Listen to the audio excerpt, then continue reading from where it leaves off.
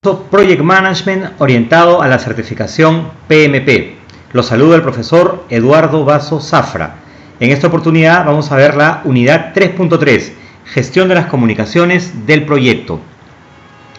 Las comunicaciones son una de las más importantes razones para el éxito o para el fracaso de un proyecto. La diferencia entre un proyecto exitoso y un proyecto fracasado pueden ser muchas veces las comunicaciones. Acá vemos un error de comunicaciones. Alguien que no tenga experiencia me podría decir: no, Eduardo, eso jamás va a pasar.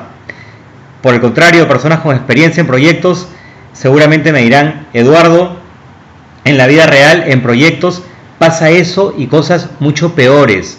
¿Por qué? Por fallas de la comunicación. Vamos a estudiar entonces cómo hacer para tener unas comunicaciones efectivas, eficientes en el proyecto. Una de las habilidades más importantes de un director de proyectos debe ser la comunicación. El PMBOK en su versión sexta nos dice al pie de la letra: investigaciones muestran que los mejores directores de proyectos dedican aproximadamente el 90% de su tiempo a las comunicaciones. Quiere decir que los gerentes pasan muchísimo tiempo, los gerentes exitosos pasan muchísimo tiempo comunicándose. Entonces, un gerente de proyecto efectivamente debe de tener unas habilidades especiales para la comunicación. Un gerente de proyecto debe tener muchas habilidades, pero una de las más importantes es la comunicación, ¿no? Un gerente de proyecto debe ser un líder, debe tener empatía, debe tener conocimientos políticos, culturales, pero básicamente debe ser un buen comunicador. ¿Qué es comunicación? Es el proceso de intercambio de información, y este intercambio de información puede darse de manera voluntaria o también involuntariamente, ¿no? Se puede dar de manera consciente o de manera inconsciente. Por ejemplo, yo le veo la cara de miedo a alguien y esa persona, sin haberlo querido, de manera involuntaria, ya me está comunicando algo, ¿no? ¿Qué me comunica? Tengo miedo. Entonces, la comunicación no solamente son las palabras, también son los gestos, también son los tonos de voz. Así también se comunica mucho. Hay un psicólogo norteamericano, Albert Mehrabian. Él explicó que cuando uno transmite un mensaje, las palabras solamente son el 7% del mensaje. La gran parte del mensaje es transmitido por el tono de voz que uno usa, por los gestos que uno hace. Entonces, cuando yo quiero transmitir algo, tengo que estar atento a escoger las palabras adecuadas, pero también al tono de voz que voy a usar y los gestos que hago. A ver, vamos a poner un ejemplo. Llego el lunes al proyecto, lunes a las 8 de la mañana al proyecto, y tengo reunión con todo mi equipo de proyecto. Y les digo esto: muchachos, no se preocupen, muchachos, todo está bien, no hay ningún problema, no hay ningún problema. ¿Y qué van a pensar ellos? ¿Qué van a pensar ellos? ¿Le van a creer a mis palabras? No, le van a creer al tono de voz, a los gestos. Van a pensar: Eduardo tiene algún problema, ¿no es cierto? Entonces, bueno, ustedes, buenos comunicadores, ya saben, las palabras son importantes, pero solamente una pequeña parte de las palabras. Más importante, el tono de tu voz y tus gestos. Recuerden a Mr. Bean. Este hombre en su programa no decía muchas palabras, pero con la cara, con los gestos que hacía, transmitía muchísima información. Un buen gerente del proyecto siempre está prestando atención al entorno del proyecto, cosas que están alrededor del proyecto, comunicaciones que llegan al proyecto.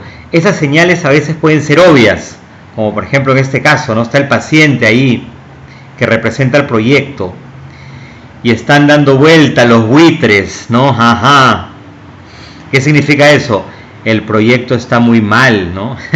Un buen gerente del proyecto va a estar atento a esas comunicaciones. Algunos conceptos claves de gestión de las comunicaciones. Una forma de reducir los malentendidos es usando las 5C de las comunicaciones escritas. Esto está al pie de la letra en la guía del PMBOK en la 6ª edición, ¿no? Estas 5 Cs. ¿Cuáles son las primeras, las 5 Cs? La primera C, que un examen, un mensaje tiene que ser correcto. Tiene que tener una buena gramática y una buena ortografía, ¿no? Si yo envío un mensaje escrito con mala ortografía, podrían entenderme de manera diferente, podría haber un malentendido, y también entonces tiene que tener una buena gramática, una buena ortografía. Tengo más probabilidades de reducir los malentendidos. La verdad, malentendidos siempre van a haber, pero si encima tengo una mala gramática y una mala ortografía, hay más probabilidades de que hayan malentendidos. La segunda C, el mensaje tiene que ser conciso, pequeño. Entonces yo cuando voy a mandar una comunicación escrita, tengo que eliminar el exceso de palabras, ¿no? Cuanto menos palabras, mejor. El tercer punto, el mensaje tiene que ser claro, propósito y expresión claros dirigidos a las necesidades del lector. Una buena idea es, cuando escribes algo, reléelo, vuélvelo a leer y ponte en los zapatos de la otra persona. ¿Cómo va a entender el mensaje? Fíjate si es claro o no. También tiene que ser coherente, flujo de ideas coherente, lógico, ¿no? Entonces, coherente, que todo sea coherente, que todo tenga relación, ¿no? Si en algún momento estamos diciendo, bueno, hoy día es, o estamos de noche, bueno, en toda la parte del mensaje debe ser, en este momento es de noche, ¿no? O, bueno, tiene que haber una lógica entre las partes del mensaje, ¿no? No podemos decir, por una parte, todo está muy bien, y por otra parte decimos, todo está mal. Tiene que ser coherente, ¿no? Si decimos, la parte A del proyecto está terminada, y en otra parte no podemos decir, la parte A no está terminada. Coherencia. Y el punto último, la 5C, el mensaje tiene que ser controlado, un flujo controlado de palabras e ideas, ¿no? Que estén en un orden y controlado. Estas son las 5 Cs de las comunicaciones escritas. A estas 5 C de comunicaciones escritas se apoyan las habilidades de comunicación. Por ejemplo, escuchar de forma activa. ¿Qué es escuchar de forma activa? La escucha activa es una técnica de comunicación. Es una técnica de comunicación que requiere que el oyente retroalimente al orador para confirmar la comprensión. La escucha activa. Cuando tú estés haciendo un mensaje a tu equipo de proyecto, pídele escucha activa. ¿Y qué es escucha activa? Que te miren, que las personas te miren. Tú estás hablando, pídele a tu equipo de proyectos que te mire. ¿Para qué? Recuerda que con los gestos se transmite mucho más que con las palabras. Entonces tienen que mirarte. Número 1, por eso. Y además, ¿por qué tienen que mirarte? Tú, al ver la cara de las personas, solamente con la expresión de su rostro te vas a dar cuenta si te están entendiendo o no te están entendiendo. Entonces, eso es la escucha activa, que las personas te miren y que te retroalimenten. ¿Cómo te retroalimentan? Solamente con su expresión y también con sus preguntas. Esa es la forma de retroalimentar. Entonces, el primer punto era escuchar de forma activa. El segundo punto, conciencia de las diferencias culturales y personales. Cuando te diriges a un grupo, tienes que tener conciencia, tienes que estar preparado, entender las diferencias culturales y personales, ¿no? No le puedes hablar a todas las personas de la misma manera.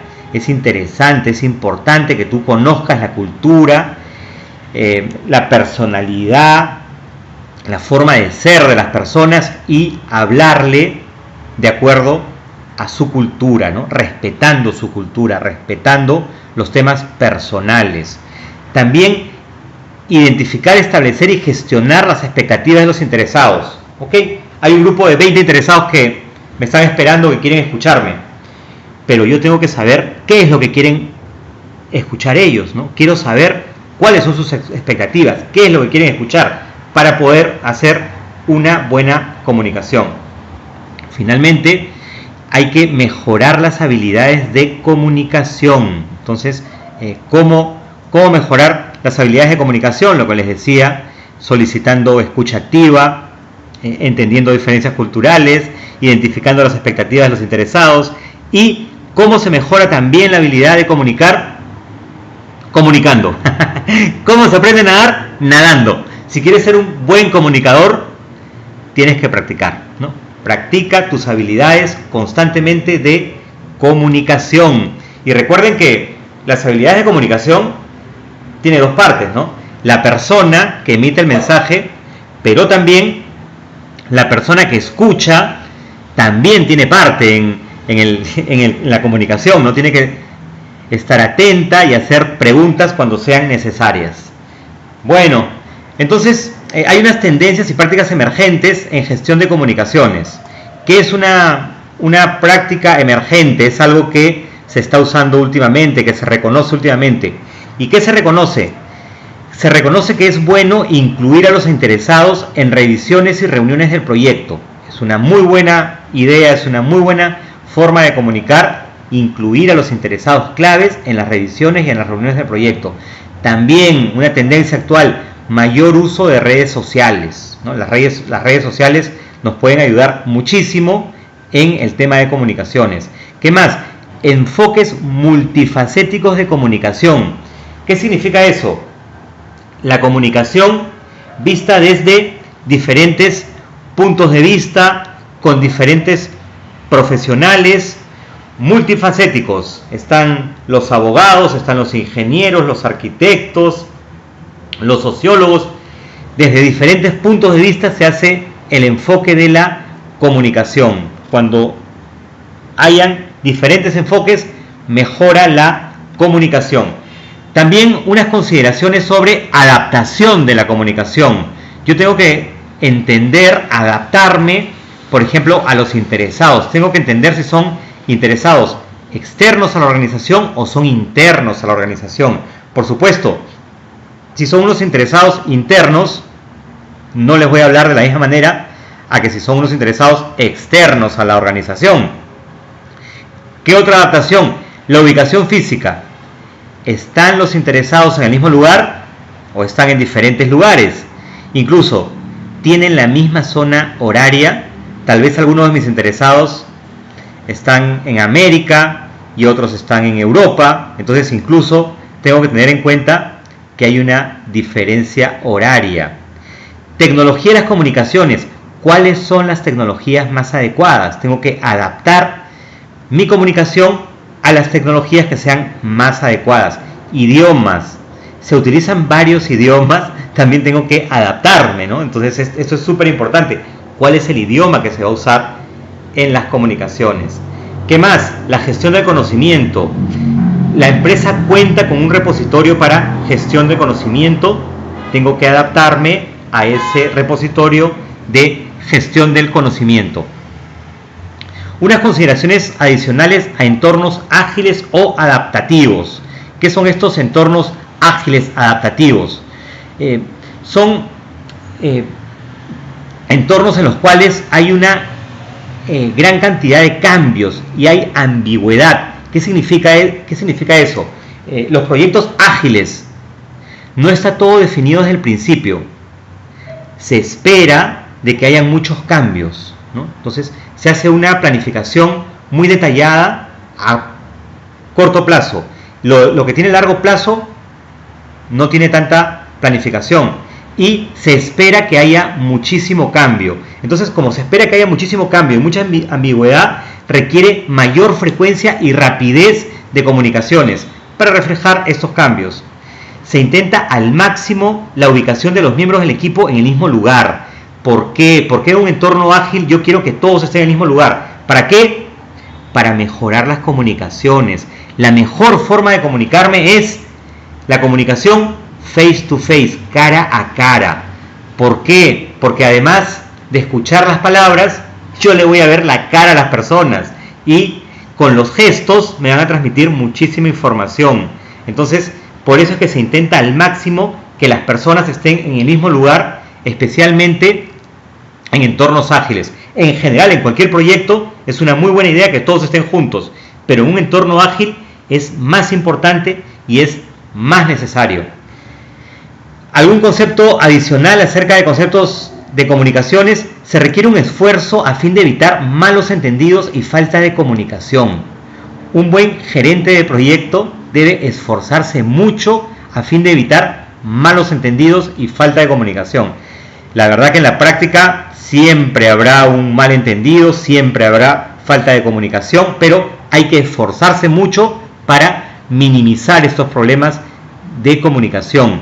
Se requiere seleccionar cuidadosamente los métodos de comunicación, los mensajeros, así como los mensajes, para evitar malos entendidos, para evitar falta de comunicaciones. La gestión de las comunicaciones tiene 3 procesos según el PMBOK: planificar la gestión de las comunicaciones, gestionar las comunicaciones y monitorear las comunicaciones, que es lo que veremos a continuación.